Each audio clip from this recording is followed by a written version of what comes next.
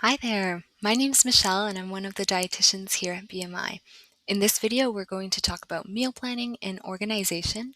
We'll go over what it is, why it will add value to you, and some practical steps to take. So meal planning can be defined as the process of deciding meals and or snacks ahead of time to reduce the ambiguity and stress that may surround these times. Do note that there is a spectrum of what meal planning can look like. A lot of people will typically think of planning ahead for 5 to 7 days at a time, but it can also be as simple as deciding sometime during your day what your evening meal will look like. It can also include all or some meals and snacks. For today, we're going to be focusing on the example of dinner. You might find the most value in planning and prepping nutritious breakfasts for the morning rush, or maybe planning lunches will add the most value. So think about what makes the most sense for you. The idea here is that there's no one-size-fits-all approach. It's going to require experimentation, and so take or leave any suggestions to create your own plan of action. Partaking in some form of meal planning and organization has many benefits, including saving time, feeling prepared and empowered to stay on plan, less food waste, decreased mental load, and less trips to the grocery store. Oftentimes, money is saved and there's less reliance on takeout. And because there's more thought going into it, planned meals tend to be more nutritionally balanced. Here are the foundational steps that go into meal planning, which we will chat about in more depth with some tips and tricks along the way. As you craft your own recipe, I want you to think about how you can create sustainability by making each step easy, small, and desirable. The first step is to come up with meal ideas. This can be quite a mental burden, so we have some tips to help you along. We want to make sure that you're considering your schedule to figure out what is actually feasible. Likely, it won't be a 4-course meal from scratch 7 days a week. If there are days that you anticipate your energy to be limited or your time to be limited, you can strategically plan to use leftovers, meals that are quick, or maybe it's a slow cooker meal where you can just set it and forget it. It's also worthwhile to plan 1 or 2 meals that you can use takeout for. Another way to generate ideas is to use weekly specials, then build around the items to create a balanced meal. One way is to have a mental checklist of 3 items: protein, veg, and a starch. So, say chicken happens to be on sale this week and you want to make a chicken Alfredo pasta. Yum, great. So, you've taken care of the protein and the starch, and all that's left is a vegetable to balance it all out. So you might flip around to see if there are some salad ingredients on sale or maybe some frozen veggies that you can mix into the dish as well. Some people like to randomly generate these balanced meals by using 3 jars filled with different ingredients that provide proteins, vegetables, and grains, then setting aside a day to select these combinations to work with. If you're struggling with tackling an entire week, you could try a pared down version where you come up with 3 entrees. There's likely going to be nights that you're going to have some leftovers, you may eat at once, so 3 entrees is actually usually enough to last the week. You also don't need to be left alone in the matter. We highly encourage that you ask family members or friends for ideas and task little ones in your family to sift through cookbooks for new recipes. The internet and an inspiring cookbook can be some useful tools if you're in a rut. We also want to make sure that these ideas are written down either on a whiteboard or a calendar. Maybe you've got a notebook, a food tracking app, or a good old Excel spreadsheet. That way, you won't forget, and it can be a huge tool in the future when you have maybe forgotten some of the tried and true recipes. Having some set themes throughout the week can also be helpful to provide some structure that you can cycle through. The next slide here has some examples of themes in which you can get creative within the structure.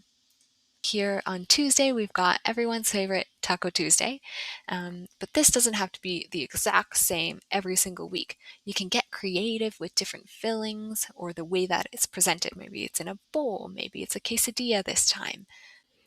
So, after we've got some meal ideas written down, we're going to need to create a grocery list.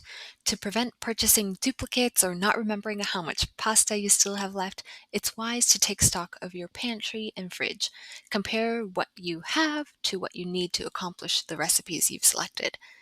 If you have some common recurring items for meals and snacks like milk, eggs, cheese, cereal, bread, it can be really helpful to have a separate space to do a check to make sure that you have sufficient amounts and figure out what you need to replenish on your next shop.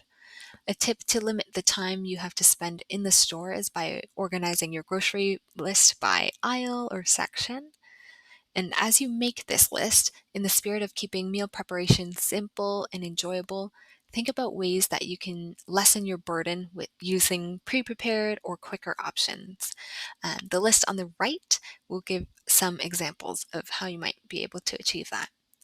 And again, make sure that this list is written somewhere as a map while you grocery shop. So the next step is to actually obtain these groceries. It can be really helpful to lay out a clear time that you think you'll go, or in this day and age, you can take advantage of click and collect options as well. And after getting home, you can choose to pre-prepare some ingredients to facilitate quicker cooking in the days to come. Taking an extra 20 minutes to do things like chop up your fruits and vegetables, cook a pot of grains, or start marinating or cooking some proteins before putting the groceries away can be a great investment for your future self. One approach that you might want to try is prepping two starches. So, for example, it could be roasted sweet potatoes in the oven and some stovetop rice or quinoa.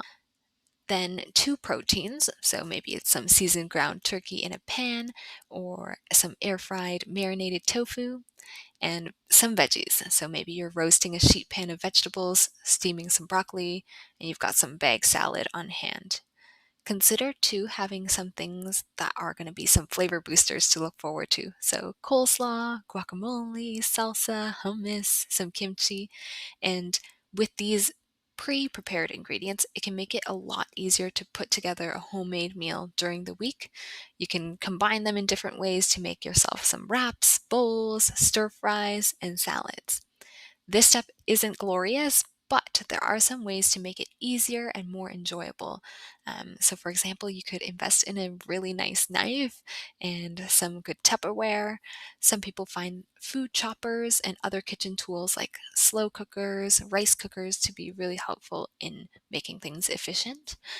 And to make this a little bit more attractive, maybe you want to pair this step with some of your favorite music or a favorite show that you reserve for this time. And the final key step here is to keep it going. Make it a habit by incorporating it into your routine if you can. Maybe you want to plan for ideas while you're on a walk, or if there's time that you're idle waiting for kids' activities, or you're in line, that might be your chance to polish up your grocery list. And if you're already passing by the grocery store every Thursday anyway, maybe that's when you plan to stock up every week. For weeks that are too busy to get too creative, keeping some past ideas to repeat can be helpful. So, having those written records is really important here. For recipes that freeze well, cooking extras can help you to sustain in some busy periods. And the idea basically is that we want consistency in meal planning, not perfection. There's no one right way to do it. And the last thing is to really make sure that you're celebrating each small win. Because when we feel good about a behavior, that's what drives us to keep the habit alive. And for more supporting resources, you can definitely ask your dietitian. We've got loads of things that we can send your way. Happy meal planning.